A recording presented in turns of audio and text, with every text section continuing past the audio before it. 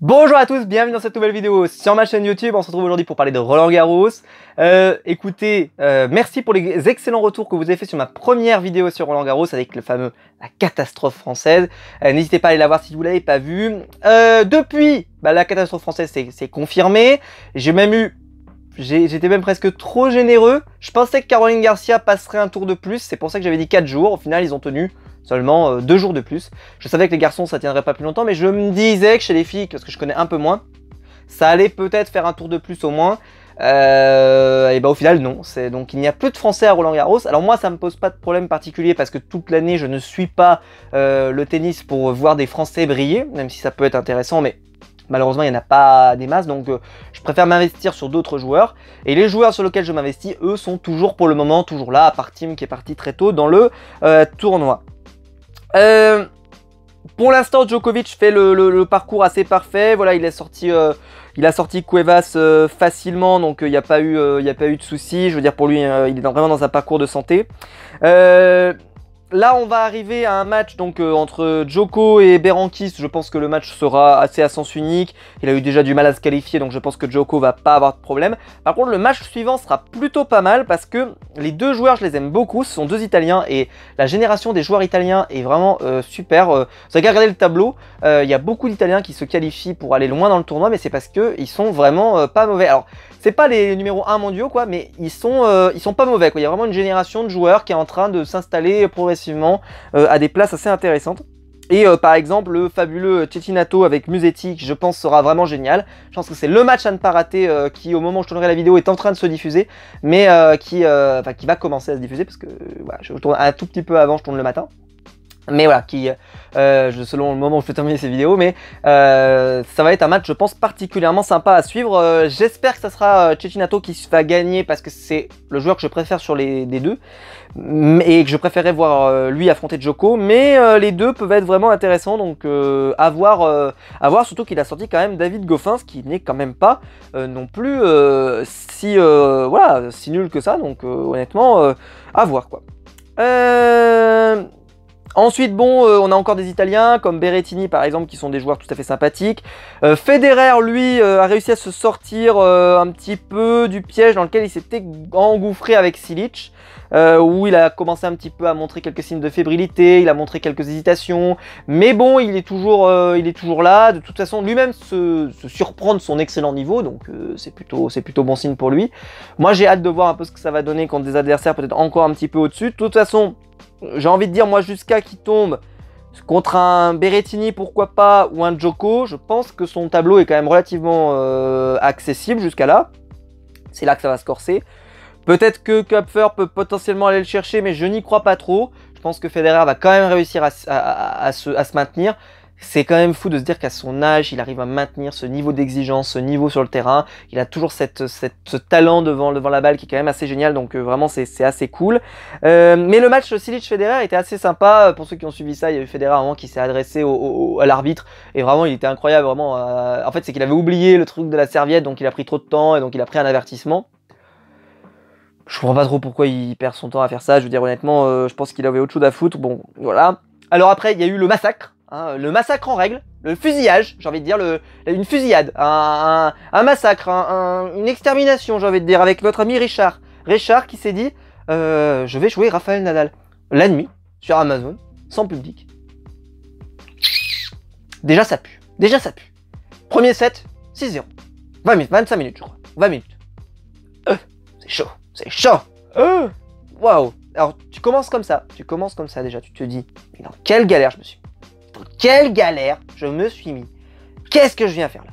Je suis venu jouer Rafael Nadal à Roland Garros la nuit avec personne. Et je prends 6-0. Chaud. Alors il va se relever au deuxième set, il va être un petit peu plus... disons qu'il va garder sa mise en jeu, c'est déjà pas mal. Il va même réussir à débreaker. Mais, alors il y en a qui pourraient dire, oh tiens, Nadal il a perdu... Enfin il s'est fait débreaker, il avait breaké, il s'est fait débreaker. C'est mauvais signe. Pas vraiment.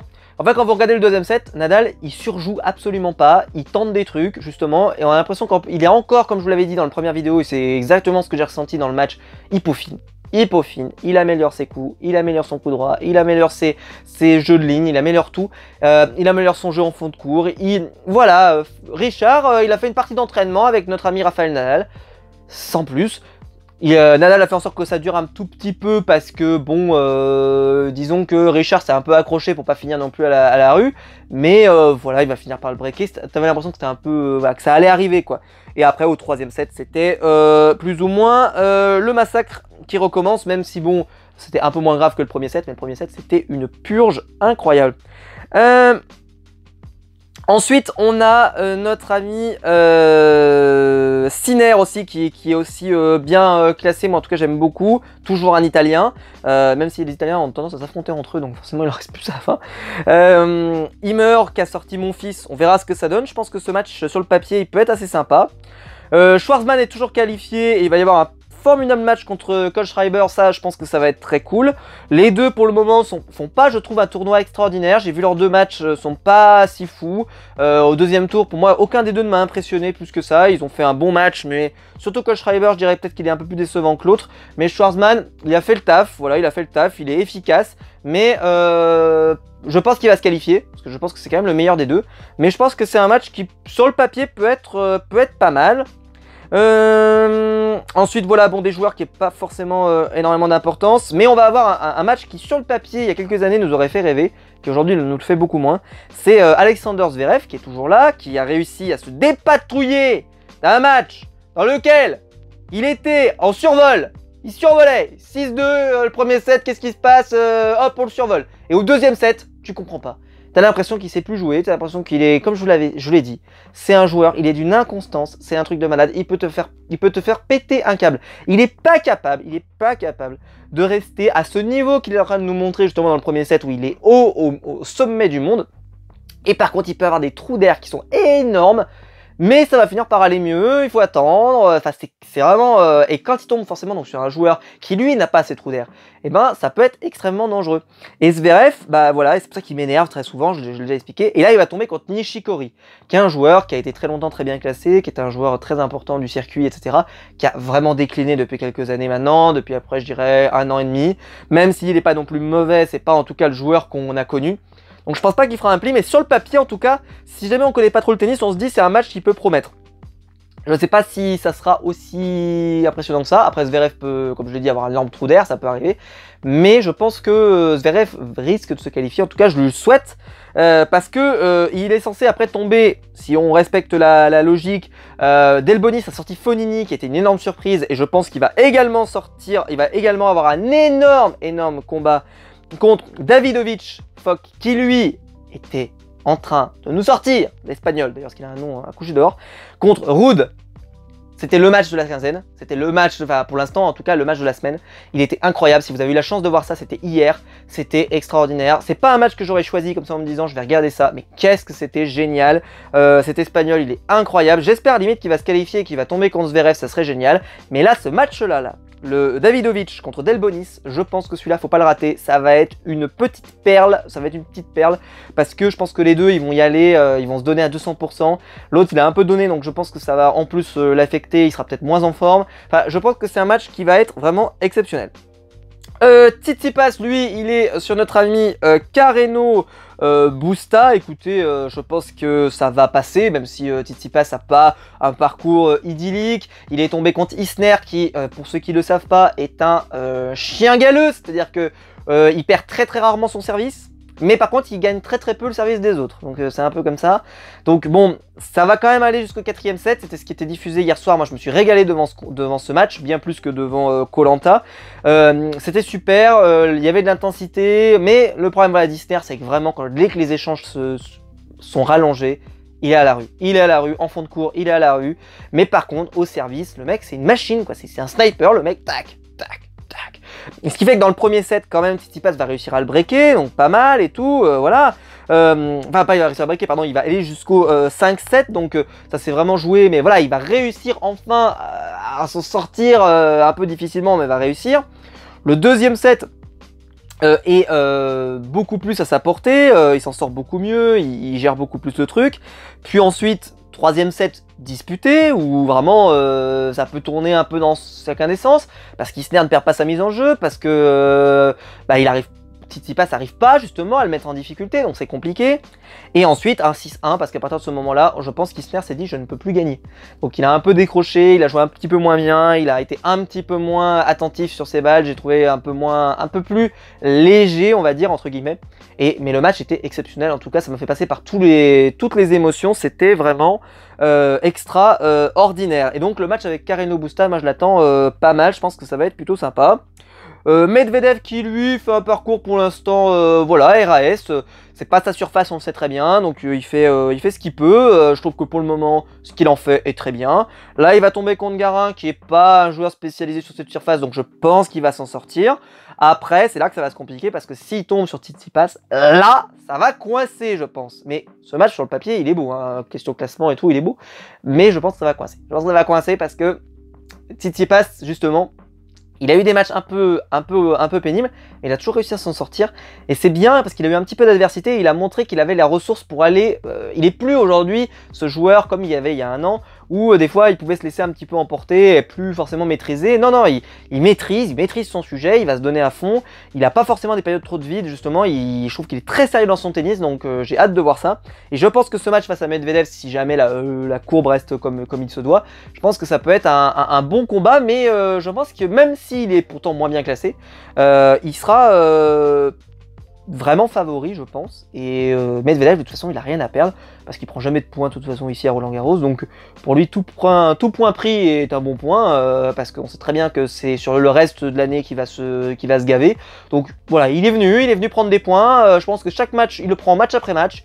S'il doit prendre, ça fait un peu, vous savez, comme le foot, on prend match après match, ou l'adversaire après l'adversaire, mais là, lui, c'est vraiment dans cette configuration. C'est voilà, je prends point après point, match après match, et on verra bien ce que ça donne. Plus je prends de points, mieux ça sera pour le classement final, pour le Masters en fin d'année, pour les grands chelems, etc. Voilà, mais c'est pas ce grand chelem là que je sens que je suis en capacité de gagner, même si peut-être qu'il peut le gagner, on n'en sait rien. On n'en sait rien. Mais écoutez, voilà, c'était plutôt un très bon tournoi pour le moment, il y a eu quand même plutôt des bons matchs. Alors voilà, bon, Gaël Monfils s'est fait sortir un peu par surprise, peut-être pour certains. Moi, je le trouvais quand même pas si en faiblesse physique que ça, en tout cas sur son premier match.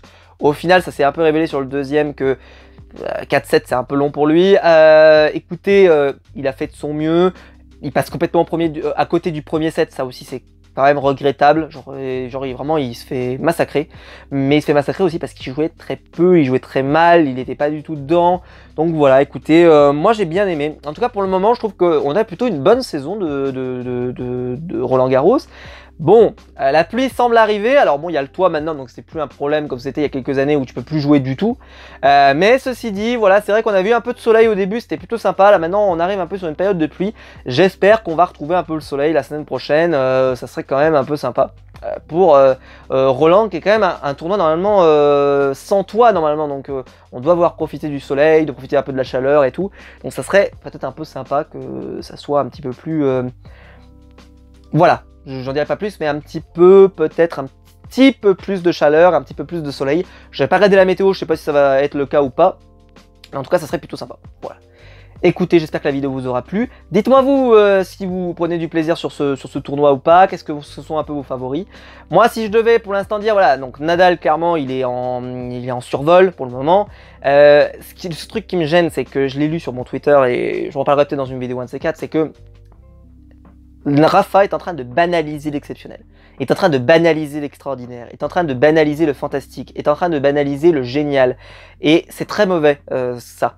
Parce que j'ai vu quelqu'un qui a posté ça, et attention, c'est pas quelque chose de négatif de mon côté. Je sais plus si c'est sur mon Twitter ou sur le Twitter d'une page de tennis que je suis, où il disait ce serait bien que quelqu'un d'autre gagne Roland parce que ça a tendance à me fatiguer que ce soit toujours Nadal.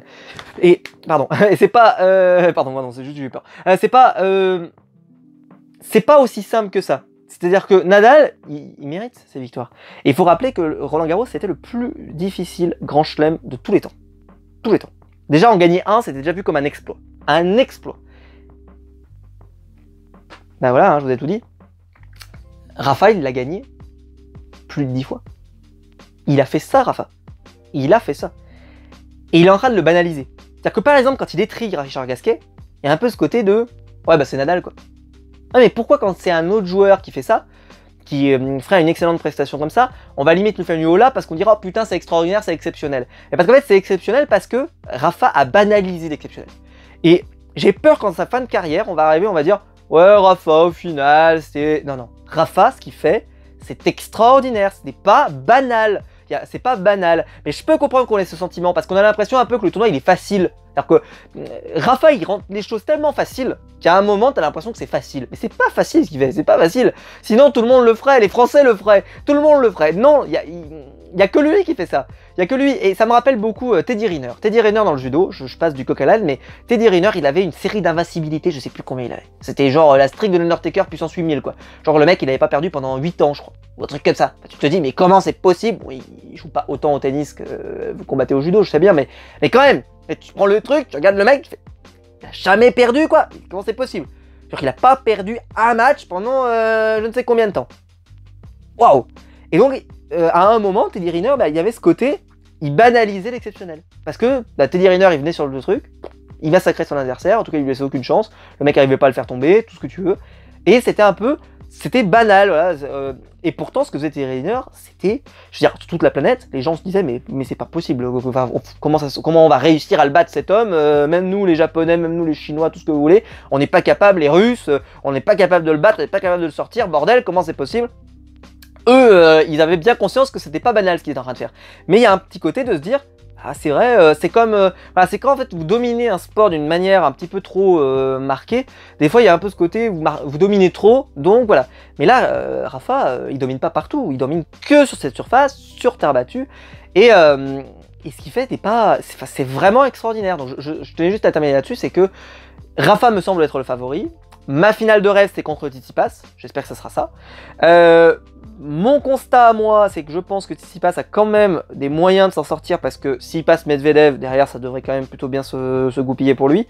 De l'autre côté, Rafa, quand même, il a un peu le parcours avec Djoko de son côté. Il y aura Federer, Djoko avant, donc peut-être que ça aura un petit peu abîmé Djoko avant, mais on n'est même pas sûr. Parce que s'il sort Federer très facilement, ça va lui donner un max de confiance. Je pense que cette demi-là va pas falloir la rater. Hein. Si c'est bien Djoko contre Nadal, ça va être génial. Et on verra bien presque le reste du tournoi. Peut-être qu'on aura une surprise, peut-être que Nadal va se faire sortir, on sait jamais. Mais le truc, c'est que Nadal, plus il va loin dans le tournoi, plus il devient fort. Parce que comme je vous l'ai dit, vu qu'il se peaufine au fil de la mesure, et ben en fait, plus il va loin, plus il est fort. Et c'est pour ça que le sortir au début, c'est presque plus facile que le sortir à la fin. Parce qu'à la fin, au début, il n'est pas encore... mais vous allez me dire, c'est pareil pour les autres joueurs, hein. Ils sont aussi en train d'appréhender la surface et appréhender le terrain et tout ce que tu veux. Mais, surtout si tu joues sur le central, qui est immense, Rafa, lui, voilà, il profite parfaitement de ce grand terrain pour pouvoir vraiment jouer son jeu au maximum. Et c'est pour ça qu'il est aussi fort sur ce lieu aussi. Et voilà, mais bon, écoutez, j'espère en tout cas que la vidéo vous aura plu. Si c'est le cas, pour la liker, pour vous abonner, pour la partager. N'hésitez pas à me suivre sur mes réseaux sociaux. Vous pouvez appuyer sur le bouton rejoindre juste en dessous pour devenir un membre soutien. Et quant à nous, on se retrouve très vite pour une nouvelle vidéo. Ciao!